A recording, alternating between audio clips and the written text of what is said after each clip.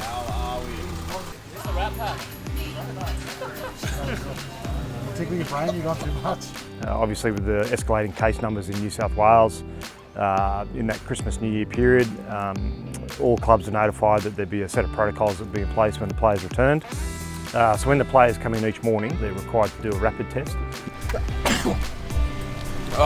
Moses Leota, negative, good to go. And then once their rapid test result comes back via the staff, players are informed that they're fine to go in and start their normal day's training. Go!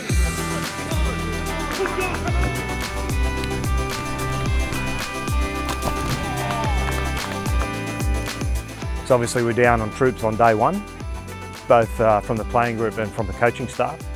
It started as a close contact through my family in the break, and then ended up testing positive after that. So spent a fair bit of time in isolation in the break. Yeah, so to miss a few days training on return, which was a bit frustrating, but the miracles of modern technology allow you to still be able to watch the session live at home, which was pretty cool, and obviously just do lots of Zooms and whatnot. Hey boys, thanks for coming on. Firstly, I've got to say I'm coming to you from COVID land. The other thing I want to make really clear is that, boys, your health is the #1 priority with us. The health of yourself and your family. It is important for our players we've got to treat everyone the same, and the league's done a good job there, putting in protocols just to make sure that, when they do come back to training, they're not, pushing too hard too soon, because we'll probably put them back a bit. The way I've tried to explain to the guys I've seen so far that have actually come back from having COVID is that there's a graded return to play process, and it's similar to the HIA process. COVID is not a cognitive thing, it's not a brain thing, it's a heart and lung thing. So there's a graded return to play around ensuring that your cardiovascular system, your heart and lungs, don't sustain any long-term damage.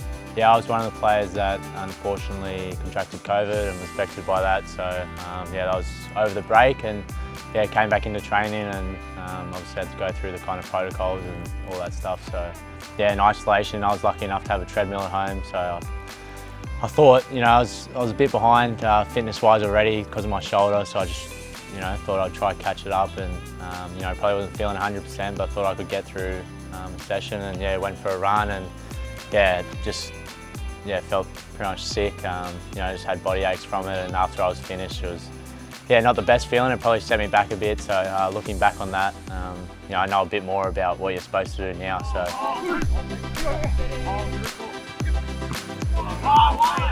We've got a good system going on at the moment with the kind of COVID protocols, returning to full training.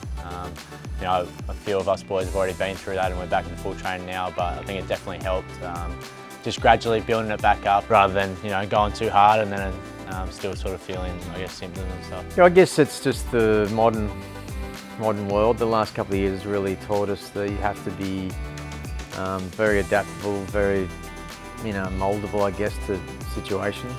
I think it's having a similar coaching staff, similar systems, players definitely helps. I mean, if you're a new team, new coach, new systems, a lot of new players, that would be more of a challenge. I feel like we had a very a short pre-season last year, which also gives us the confidence that we can do it. But we're confident we'll be prepared. We just have to be really adaptable over the next couple of months to make sure that we are.